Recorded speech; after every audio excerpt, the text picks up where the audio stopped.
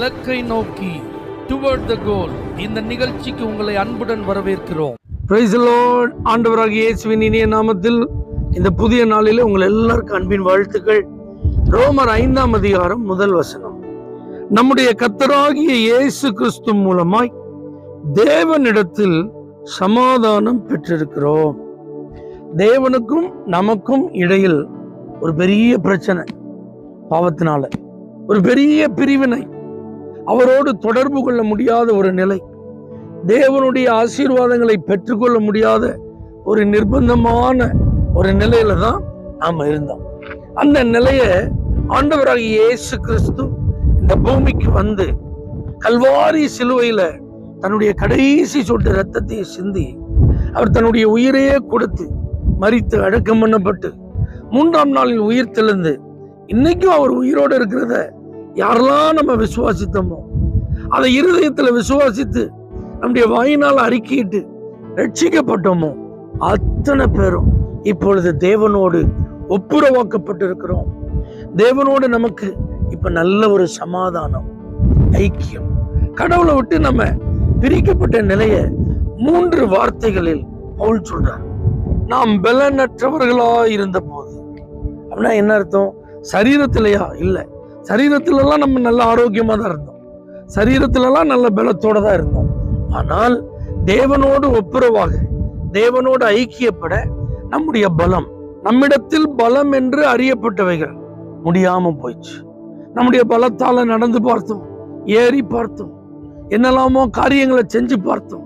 நம்மிடத்தில் இந்த பணபலத்தால புண்ணியங்களை, தான தர்மங்களை, ஏழை எளியவங்களுக்கெல்லாம் நிறைய நாங்க செஞ்சு பார்த்தோம். எப்படியாவது கடவுளோடு ஐக்கியப்பட்டலாம், கடவுளுடைய ஆசீர்வாதத்தை பெற்றுக்கொள்ளலாம் அப்படின்னு எடுத்த முயற்சிகள் எல்லாம் பலிக்கல.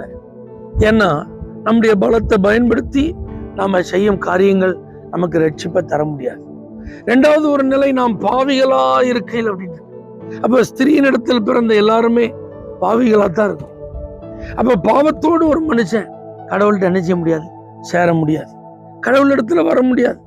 அப்ப நம்ம பாவிகளா இருக்கும்போது இயேசு நமக்காக தன்னுடைய ஜீவனை கொடுத்ததுனாலதான் இன்னைக்கு ஒப்புரவாக்கப்பட்டிருக்கோம். தேவனோடு நமக்கு நல்ல ஒரு உறவு கிடைத்திருக்கிறது. அதோடு கூட 3வது வார்த்தை ரொம்ப அழுத்தமான வார்த்தை, நம்ம தேவனுக்கு சத்துருக்களா இருக்கும். அப்படின்னா என்ன அர்த்தம்? முழுக்க முழுக்க நம்முடைய வாழ்க்கையும் நம்முடைய செய்கைகளும் ஆண்டவரால ஏற்றுக்கொள்ள முடியாததா இருந்தது, ஆண்டவருக்கு பிரியமில்லாததா இருந்தது. அவர் அது எந்த அளவுக்கு எரிச்சல் படுத்துமோ, அது எந்த அளவுக்கு அவரை சங்கடப்படுத்துமோ, அந்த அளவுக்கு அவரை கஷ்டப்படுத்துறதா இருந்துச்சு. ஆனா அப்படிப்பட்ட நம்மைத்தான் ஆண்டவராக இயேசு கிறிஸ்து தம்முடைய அன்பினால், தம்முடைய கிருபையினால், தன்னுடைய இரத்தத்தை சிந்தி, தன்னுடைய உயிரை கொடுத்து நம்மை மீட்டெடுத்திருக்கிறார். அதனாலதான் இன்னைக்கு நம்ம தேவனோடு சமாதானம் பெற்றிருக்கிறோம். ஒருவேளை ஆண்டவரேன்னு கூப்பிடும்போது, இயேசுவேன்னு கூப்பிடும்போது உங்களால இந்த சமாதானத்தை உணர முடியலன்னா, உங்களுடைய குறைவுகளை ஒத்துக்கொண்டு, இயேசுவே நீர் சிந்தின அந்த இரத்தத்தினால் என் பாவங்களை கழுவும், என்னை மன்னியும் என்று நீங்க சொல்லி பாருங்க. இந்த சமாதானத்தை நீங்களும் பெற்றுக்கொள்ளும். ஒருவேளை இப்படிலாம் எனக்கு ஒரு உண்மை இருக்குன்னு தெரியாத, நான் இந்த குடும்ப பின்னணியத்துல பிறக்கலையே, எனக்கு இந்த பாக்கியம் கிடைக்குமா? கிடைக்கும்.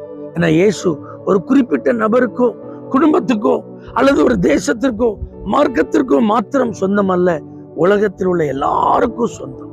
ஆகவே நீ எந்த இடத்துல இருந்தாலும், யாரா இருந்தாலும், எனக்கும் இந்த சமாதானம் வேணும், கடவுளே நானும் உங்களோட இணையணும், எனக்கு உதவி செய்யும் சொல்லி இயேசுவை கூப்பிட்டால் இந்த சமாதானம் உங்களுக்கும் உண்டு.